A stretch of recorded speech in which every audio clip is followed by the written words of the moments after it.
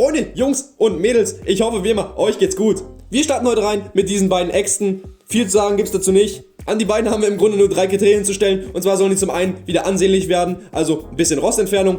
Weiterhin sollen sie natürlich noch scharf dann am Ende wieder sein, weil das ist natürlich jetzt auch aktuell kein Zustand, in dem es bleiben kann. Und letztlich, was primär für die große Axt hier gilt, natürlich soll der Griff auch dann irgendwann wieder sitzen, weil der sitzt jetzt hier gerade nur zu Deko-Zwecken so wirklich dran. Aber auch bei der kleinen Axt werden wir zuerst mal den Griff entfernen. Ihr seht schon, hier wurde der ganz klassische Schraubentrick angewandt. Da hat wahrscheinlich der Griff auch irgendwann angefangen zu wackeln und da wurde einfach links und rechts hier 2 Schrauben reingedreht.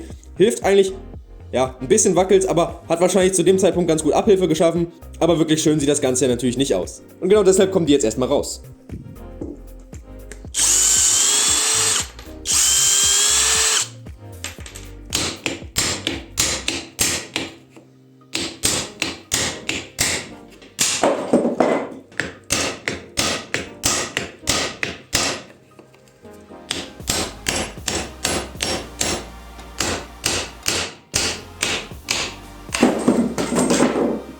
Okay, obwohl beide Axtköpfe jetzt nicht mehr zu 100% wackelfrei auf den Griffen saßen, hat es trotzdem einige Schläge gebraucht, die Griffe wirklich aus den Axtköpfen rauszubekommen. Und ich denke, jetzt werden wir erstmal die Griffe zur Seite legen und uns um die beiden Axtköpfe zuerst kümmern. So, und für alle, die dachten, dass jetzt die Bohrmaschine mit dem Drahtbürstenaufsatz zum Einsatz kommt, die haben sich getäuscht, denn heute ist es mal die Flex mit dem Drahtbürstenaufsatz. Und tatsächlich habe ich den Aufsatz schon einige Zeit, habe ihn aber leider noch nie benutzt und jetzt bietet sich natürlich die Gelegenheit.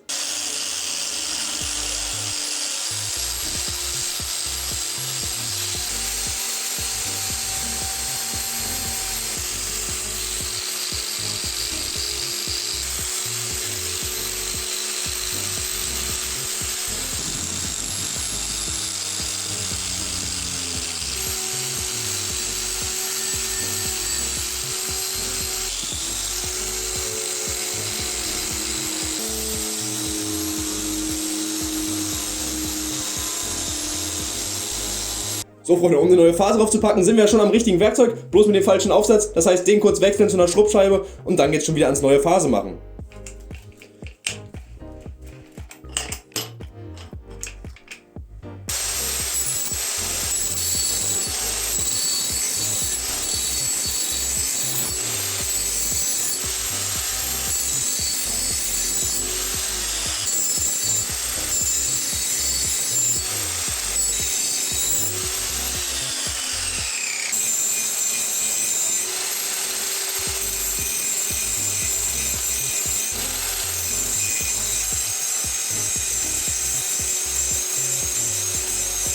So Freunde, ich war gerade dabei, die Phase zu schleifen und dabei ist mir natürlich aufgefallen, beziehungsweise es ist mir vorher schon aufgefallen, aber jetzt habe ich die Idee bekommen, weil die Primärphase halt wirklich schon mal nicht ganz so professionell nachgeschliffen wurde, deswegen so ein bisschen in den ganzen Kopf übergegangen ist, werde ich jetzt diesen ganzen 1 cm breiten Streifen, der jetzt quasi keine Ebene mehr ist, sondern schon ein bisschen abgerundet ist, werde ich den noch ein bisschen höher polieren, damit das Ganze vielleicht im Endresultat ein bisschen besser aussieht.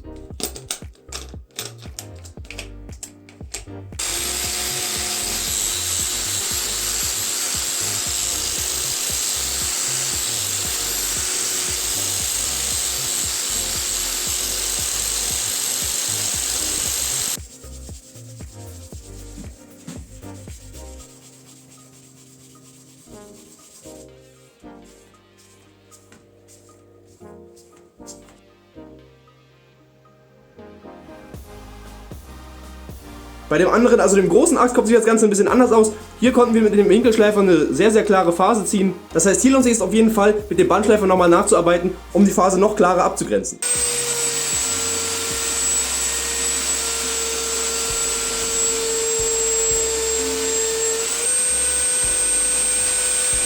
Also Freunde, beide haben jetzt eine unterschiedliche, aber jeweils neue Phase drauf.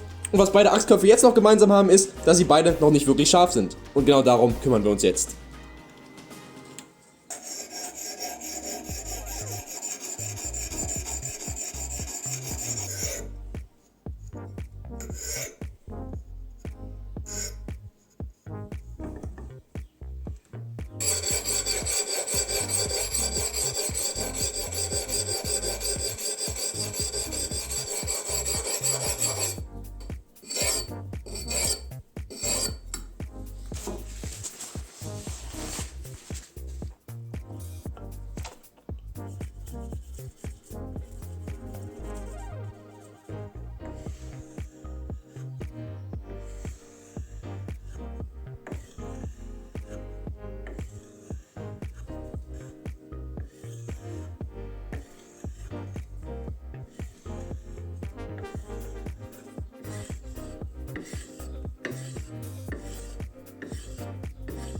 So, die Achsköpfe sind scharf und einsatzbereit, das heißt, sie warten auf ihre Stiele. Und darum lassen wir auch gar nicht länger warten und machen direkt mit den Griffen weiter.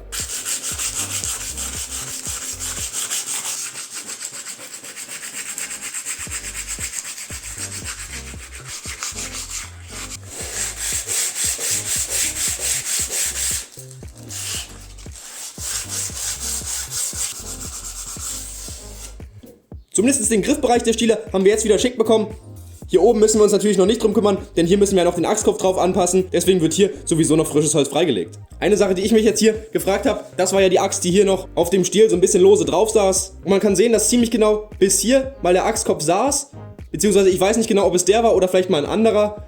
Aber auf jeden Fall, wenn man den hier so anlegt, sieht man, dass wenn er wirklich hier gesessen hatte, gute 5 cm hier oben aus dem Kopf hätten rausstehen müssen. Deswegen weiß ich jetzt nicht ganz genau, wie das jetzt mal gewesen ist. Aber wie wir es machen werden, ist ganz offensichtlich. Wir werden die 5 cm hier abschneiden und ungefähr hier wieder landen bei der Linie. In der Hoffnung, dass dieser Teil hier von dem Stiel schon ganz gut in den Achskopf hineinpasst. Und wenn nicht, dann müssen wir halt noch ein bisschen anpassen.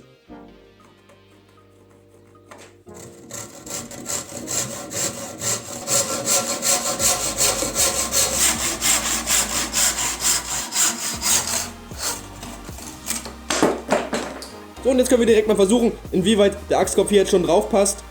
Oh, nice. Okay, sehr gut. Also der Achskopf sitzt jetzt hier zwar lose, aber das heißt, wir können nach unten hin noch ein bisschen Material abtragen, damit wir den Stiel noch ein bisschen weiter in den Kopf hineinkriegen und hier oben noch ein bisschen Überstand haben, was wir dann am Ende schön gerade absägen können. Und wenn wir dann noch oben den Keil machen, denke ich, sitzt das Ding wieder bombenfest. An dieser Kante saß jetzt quasi gerade der Achskopf und wenn wir die ein bisschen anschrägen, dann ermöglichen wir dem Achskopf ein wenig weiter auf den Stiel hinaufzurutschen und somit klemmt er sich dann quasi selber ein und hat natürlich dann einen schönen engen Sitz.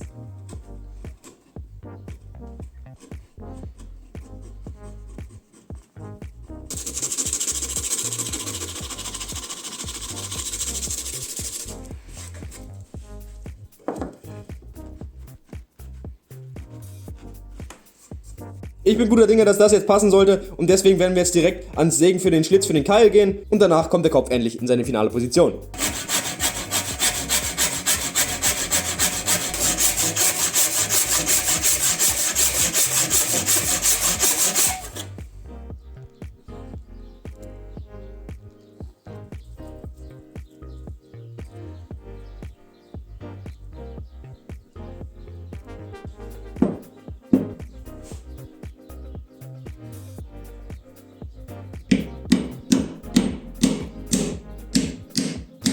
Bei der zweiten Axt lief das Ganze noch ein Stück besser, denn hier musste ich einfach nur den Schnitt machen. Und da hier ein Keil schon drin war das Holz ein bisschen unter Spannung und ist jetzt durch den Schnitt wieder ein bisschen zurückgegangen, also wieder ein bisschen enger geworden. Das heißt, passt jetzt auch direkt schon.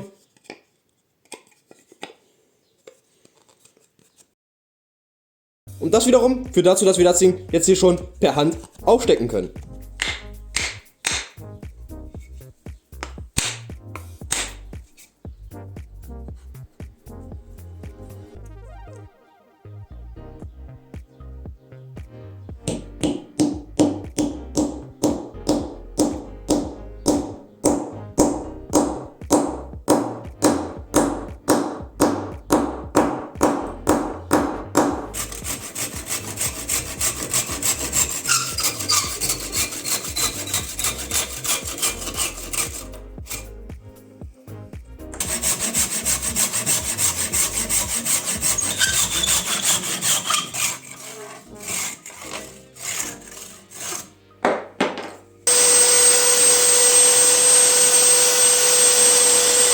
So Freunde, und jetzt kommt der Moment, auf den zumindest ich mich am allermeisten freue. Und zwar das Ölen.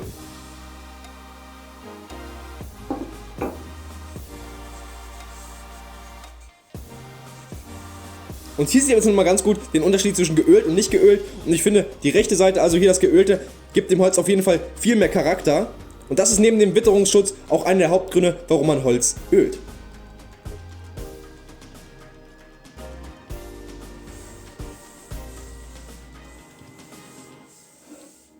Freunde, das Projekt ist abgeschlossen. Wir haben alles geschafft, was wir schaffen wollten. Primär ging es bei dem Projekt ja darum, dass wir den Axtkorb wieder richtig an den Stiel befestigen, also das Ganze wieder einsatzbereit ist. Und zum Stichwort einsatzbereit gehört natürlich auch die scharfe Klinge. Aber auch optisch, denke ich, haben wir auf jeden Fall einiges wieder rausholen können. Und somit, denke ich, können wir auch das Projekt wieder als erfolgreich bezeichnen. Wenn euch das Video hier im kurzen, knappen Format gefallen hat, dann würde ich mich natürlich riesig über ein Like und auch einen Kommentar freuen. Denn die häufigsten Aufträge, die ich bekomme, sind zumeist nicht Restauration von extrem aufregenden Gegenständen, sondern ganz normale Gebrauchsgegenstände wie diese beiden Äxte hier, wo die Besitzer gerne hätten, dass die wieder einsatzbereit sind. Und ganz geschickt habe ich natürlich jetzt wieder übergeleitet zu meiner Eigenwerbung. Falls ihr noch irgendwas habt, egal wie aufregend oder egal wie langweilig, lasst es mich liebend gerne wissen, entweder per E-Mail oder auf Instagram. Ihr kennt die Geschichte. Ich freue mich nämlich über jede Anfrage und in dem Sinne wünsche ich euch noch einen wunderschönen Resttag. Passt auf euch auf, bleibt gesund. Bis dann. Ciao!